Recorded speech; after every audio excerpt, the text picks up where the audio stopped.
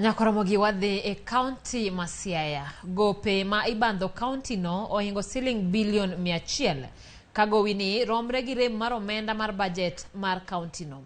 Magi ofwenyore report mar aput mane omi tich mar nono buge omenda kod chenro mag Kaunti no. Apundo mar ji 7 kotenegi kod mane en janon buge sirikal Edward Ouko ofwenyo mibadhi gi kuo ma aching' mag omenda mag Kaunti no manotimore hik omenda mar 2020-2021.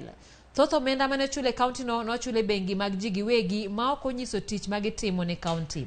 Bende onge kata obok makare manyiso chudo makamano.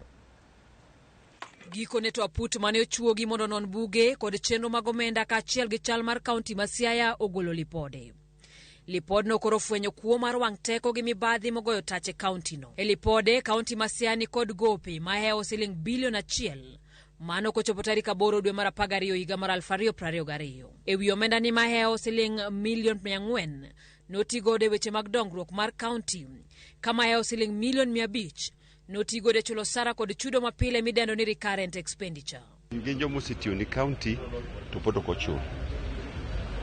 Okirango pesa ma iwacho ni pod ok ochul ji kod pesa mirango otiyo mowuok kamacha chalre almost okamano.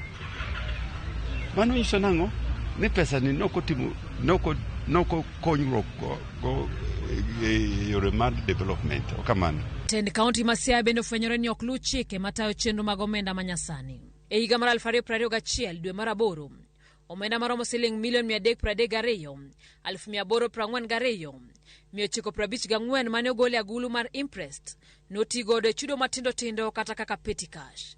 Chik wacho ni omenda maduong' makama ok nyal tigodo e chudo matindo. Kata ka anyalo penjo, kawuono inyalo draw 700,000 ni biro imprest account.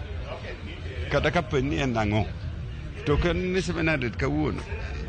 Ki kendo 700. Ya kendo 700. Kuri ngata chie rango kum dwe achiel. Ise withdraw 2 million.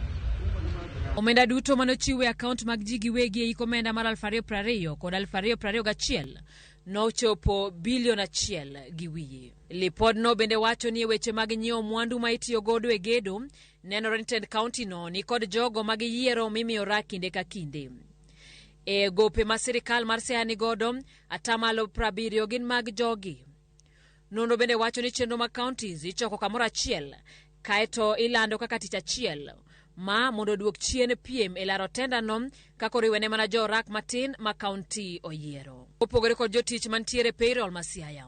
Nitiere jotich mamoko maromo 4,000 kod 5,000 mapok oyudo namba magi mag tich kod casuals ma ichulo kitiyo gi manual payroll ma chudo mitimo pile ka pile. Onge ler maber e wi jotije michulo aching'gi kod omenda michulogi.